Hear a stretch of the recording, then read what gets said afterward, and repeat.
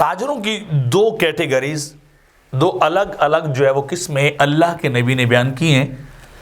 تو دنیا کے اندر رہ کر بزنس کرنے والی بزنس کمیونٹی، تاجر حضرات، کاروباری لوگ جیسا دنیا میں رہ کے اپنا کاروبار کریں گے ویسے ہی قیامت کے دن ان کے ساتھ جو ہے وہ معاملہ کیا جائے گا. پہلی قسم جو بہترین تاجر ہیں، سچے تاجر ہیں، ان کے بارے میں اللہ کے نبی نے ارشاد فرمایا التاجر الصدوق الامین مع النبیین والصدیقین والشہداء.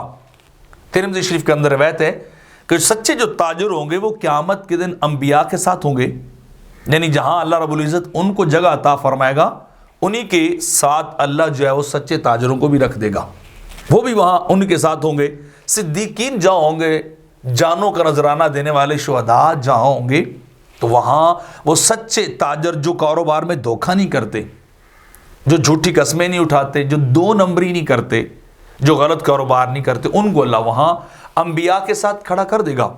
لیکن اگر اس کے الٹ، اس کے برعکس دوسرے لوگ ہوں گے جو تجارت میں دھوکہ دہی، ملاوٹ، کم ناپ تول یا دو نمبری جیسے کام جو ہے وہ کریں گے، ان کے بارے میں بھی اللہ کے نبی نے بڑی واضح بات جو ہے وہ ارشاد فرما دی ہے.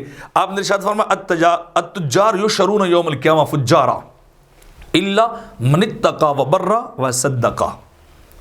فرمایا تاجر جو ہوں گے یہ قیامت کے دن فاسقوں والی لائن میں کھڑے کیے جائیں گے، بد کردار اور برے لوگوں کی لائن میں کھڑے کیے جائیں گے. ہاں مگر ان میں سے تین طرح کے تاجر جو ہے وہ ایسے نہیں ہوں گے. نمبر ایک من اتقى، جنہوں نے تقوی کو اختیار کیا، جنہوں نے تقوی اختیار کیا، برا جنہوں نے نیکی کو اختیار کیا، اور تیسری بات کہ صدقہ جنہوں نے سچائی کو اختیار کیا، یعنی جو بات بولی وہ سچ بولی، چیز کے بارے میں غلط بیانی سے کام نہیں لیا.